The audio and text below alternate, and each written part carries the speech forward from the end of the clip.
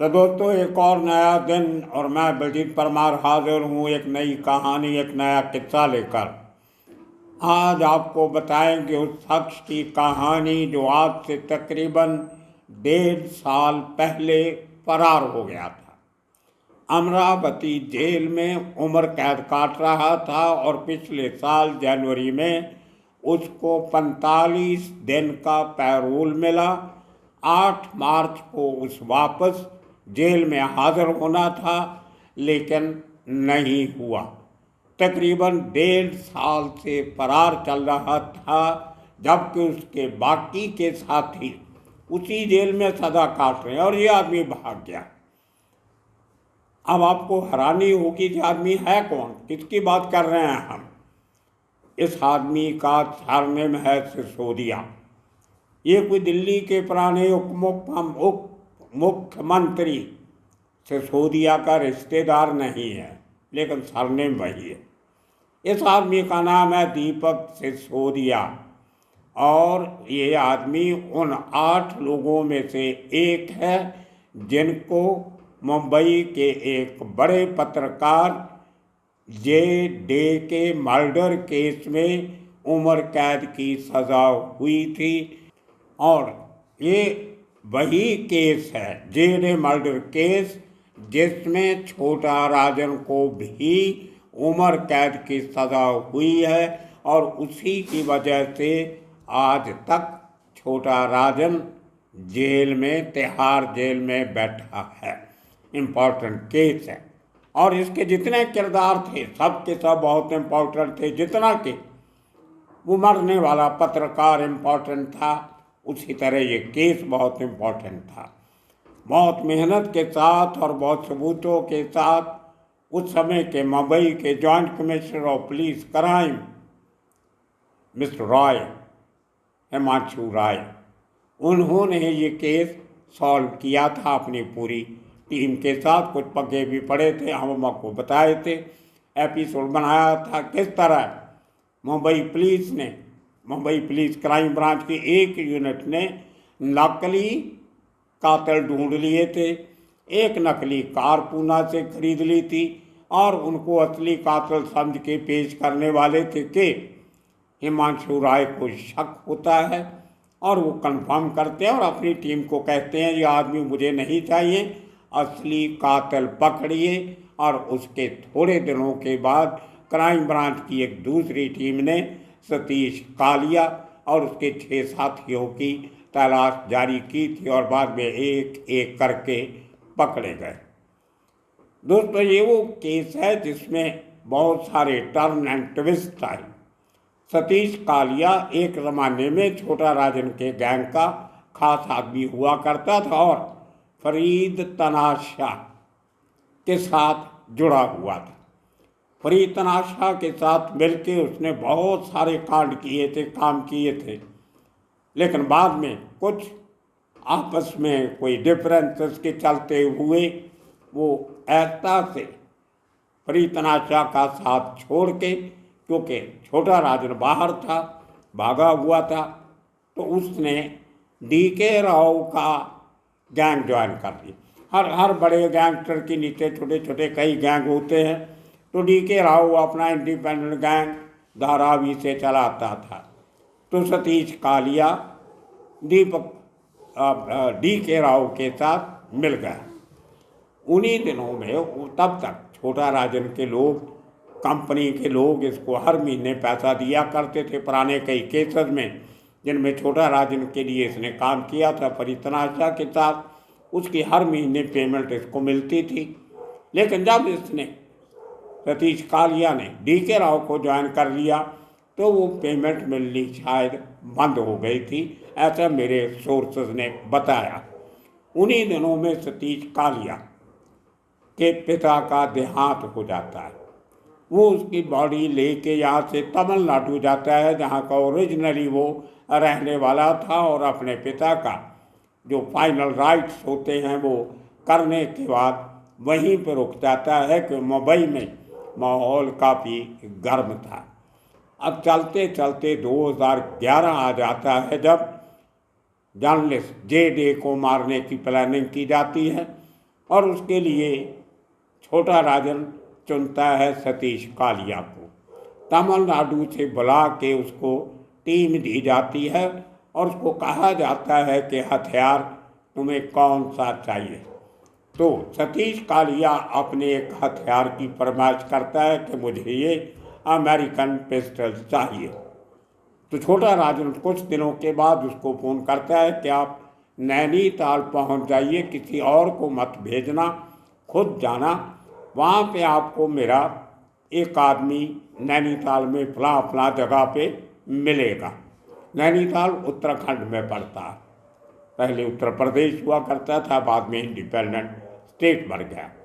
तो ये आदमी सतीश कालिया खुद नैनीताल जाता है और वहाँ पे जिस शख्स को मिलता है जो इसको वेपन देता है, वो शख्स कोई और नहीं था, यही दीपक सिसोदिया था, जिसका ओरिजिनल गांव जीतपुर नेगी इंडो नेपाल बॉर्डर जो है उसके नज़दीक ही है।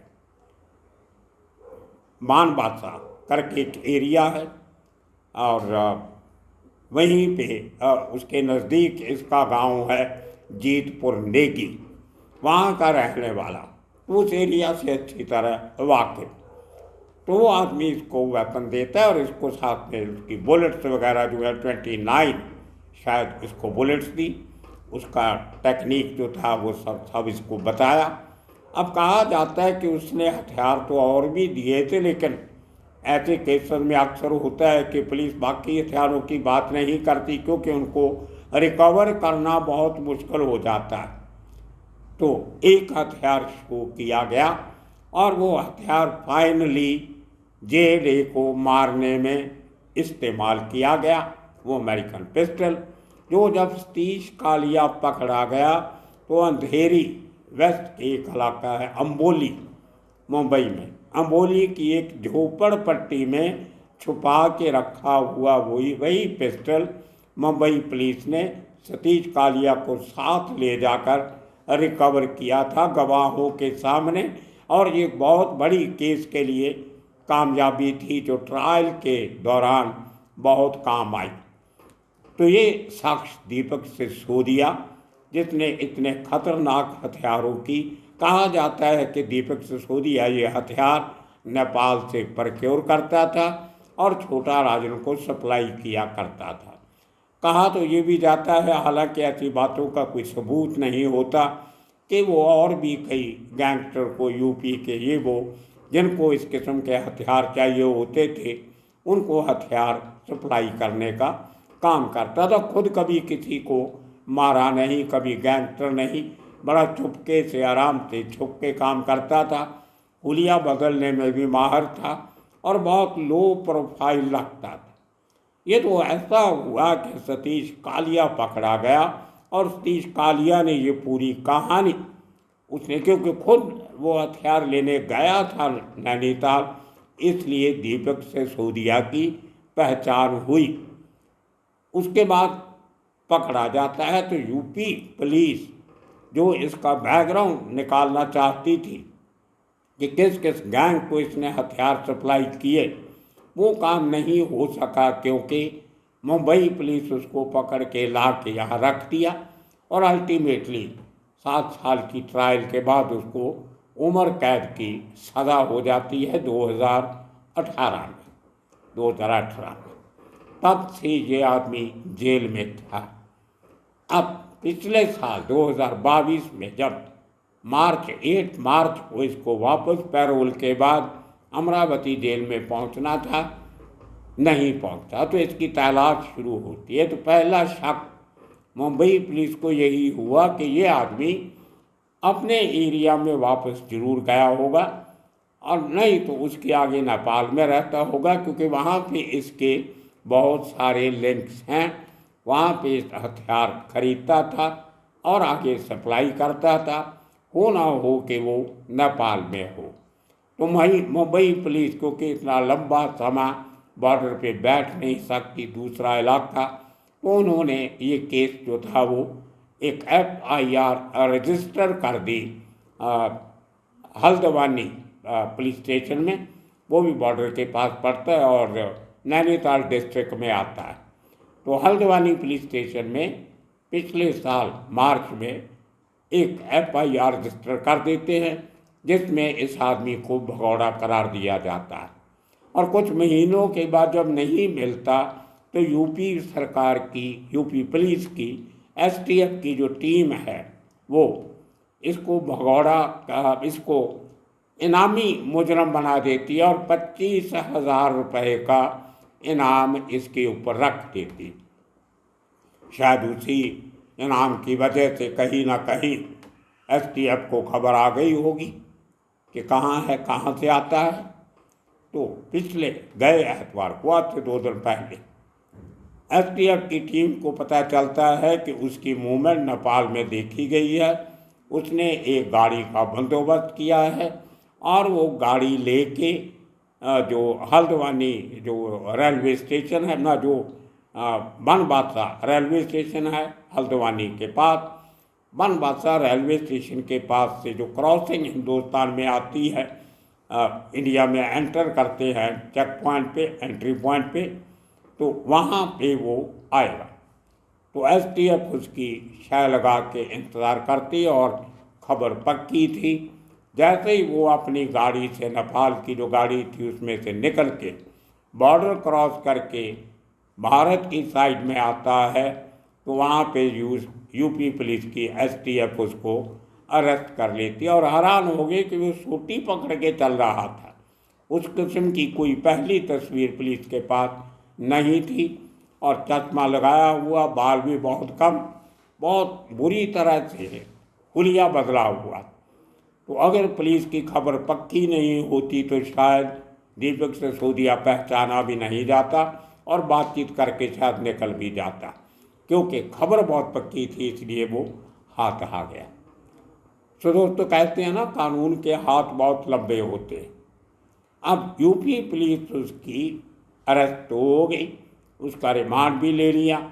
अब उसकी इंक्वायरी शुरू हुई है कि 2011-12 के पहले उसने किन किन लोगों को हथियार सप्लाई किए, और साथ ही साथ मुंबई पुलिस की एक टीम क्राइम ब्रांच की नैनीताल के लिए रवाना हो गई है, जहाँ से उसको लेके वापस मुंबई लाया जाएगा और वापस एक और नया केस उसके ऊपर पैरोल की शर्तें तोड़ने का और भगौड़ा होने का रजिस्टर ऑलरेडी कर दिया गया है और उसको वापस अमरावती जेल में बैठा दिया जाएगा। वहाँ पे उसके साथी ये सब लोग वहाँ बैठे। सतीश कालिया की भी पिछले दिनों में ज़मानत हुई थी, मुझे मेरे सोर्सेज ने बताया कि कहीं मुंबई में वो देखा गया। अब किस बेस पे उसने पैरोल ली है या ज़मानत ली है, कुछ ना कुछ तो किया वो जो बाहर देखा गया। तो शायद पैरोल काफ़ी लोगों को पिछले 2 साल में मिली थी, कोरोना काल में, शायद उस काल में उसको भी पैरोल मिली हो। तो मुझे उन दोस्तों ने कहा भी था कि अगर मौका मिला था वो आपके साथ मेरी बात उसके साथ करवाएंगे, लेकिन उसके बाद उनका कोई फ़ोन आया नहीं। अब अच्छा हुआ ये दीपक सिसोदिया पकड़ा गया।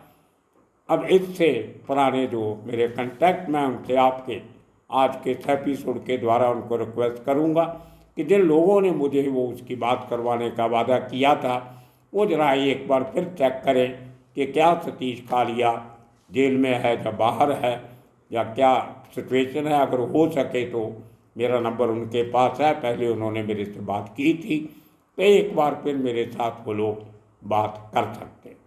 तो दोस्तों इस तरीके से जर्नलिस्ट के कत्ल के केस में इन्वॉल्व हथियार सप्लाई करने वाला मुलजिम पकड़ा गया है और आने वाले दिनों में इसी किस्म की कहानियाँ किस्से लेके फिर हाजिर होंगे। तब तक के लिए आप सबका बहुत बहुत शुक्रिया, धन्यवाद।